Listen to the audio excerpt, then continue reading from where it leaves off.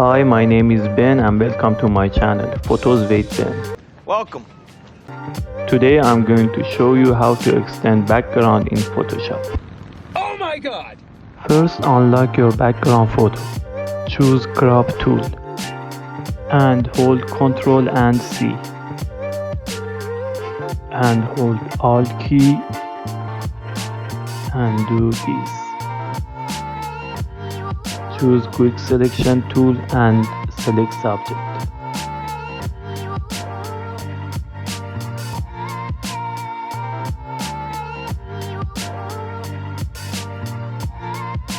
Go in Select and Save Selections.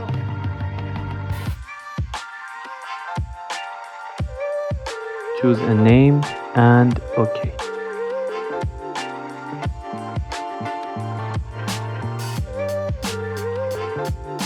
Ctrl D. Go in Edit and choose Content Aware Scale.